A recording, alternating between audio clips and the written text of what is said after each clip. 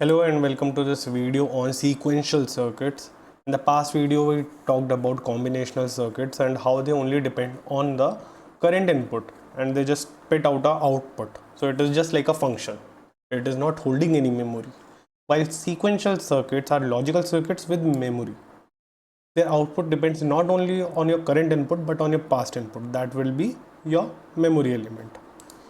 So to sum it up, this is the diagram you should focus on. You have a combinational circuit if you give it an input and have a memory element attached to it.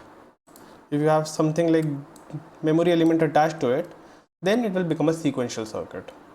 Now what is this clock signal? It is used to tell that if a system is synchronous or asynchronous. Synchronous is one which operates with a clock and asynchronous which only depends on the past element. If you don't have a clock here, then this will still be a sequential circuit, but it will only depend on input change and past memory. Clock signal किस लिए काम आता है? So you know a digital circuit works on a clock, right? It has this thing 0 volt, 5 volt and then again 0 volt, unlike analog which is continuous, right? So a clock is nothing but it is a periodic signal that synchronizes your state change in sequential circuits. कहने का मतलब कि जब clock का signal change होगा तभी कोई changes करेंगे. ऐसा क्यों कर रहे हैं हम? वी वॉन्ट टू इंश्योर कि ऑल कंपोनेंट्स अपडेट साइमल्टेनियसली. ऐसा नहीं होना चाहिए कि आज मेरा ये आई वॉज डूइंग 2 + 5 = समथिंग 7 और उसके साथ कुछ प्लस करने की कोशिश कर रहा था मैं. तो ऐसा नहीं होना चाहिए कि पहले ये हो जाए जबकि हमारे पास इसकी वैल्यू ही नहीं है और बाद में ये हो. तो clock is just to synchronise things कि जब मेरे पास पल्स आएगी तभी कुछ अपडेट करना. So that is what is happening here. There is also 2 types. It is edge triggered और level triggered. So this thing अगर यहाँ पर चेंज होता है कुछ, दिस इज़ लेवल ट्रिगर्ड. अगर एज पे चेंज होता है तो it is edge triggered. Nothing to worry about. So latch is the simplest memory element. Simplest memory element मतलब एक बिट स्टोर करने के काम आता है. अगर ये एक बिट स्टोर कर ली तो फिर तो कितनी बिट स्टोर कर लो. तो we'll see an example. So latch भी बहुत टाइप का होता है. Latch is pre existing your transistors, your modern day computing system. It was done in vacuum tubes जब हमें मेमोरी की ज़रूरत पड़ी. तो SR latch, the simplest form of latch.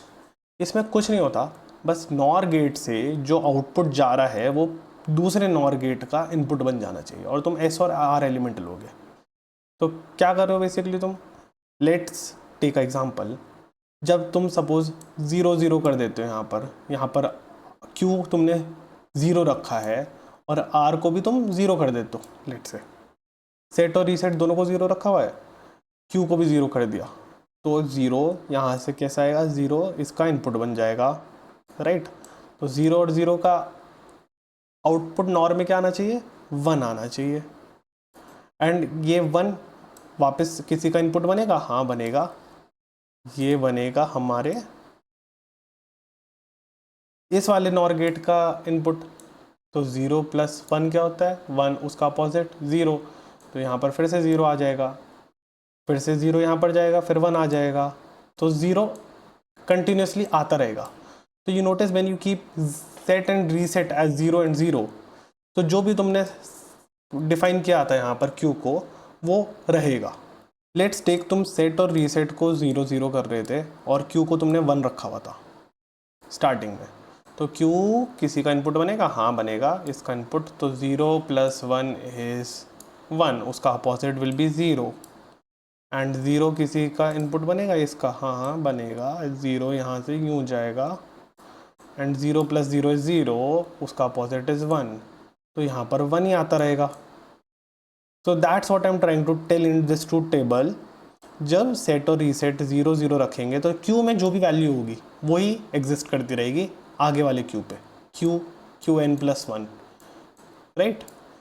तो 0 दिया था तो 0 ही रहेगा, 1 रहा था तो 1 ही रहेगा. So that's how you are trying to store memory.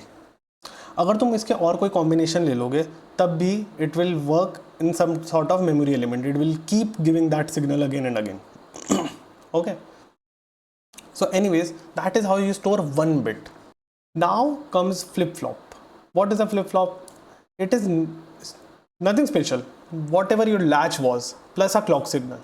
So basically you are telling whenever my clock changes, whenever there is a edge trigger, यहाँ पर edge पे कुछ change होता है, right? इस वाले पार्ट में, तभी मेरा अपडेट करना तुम इसकी वैल्यू, ये वैल्यू जो भी आ रही थी तभी अपडेट करना. तो उसका डायग्राम कैसे बनेगा?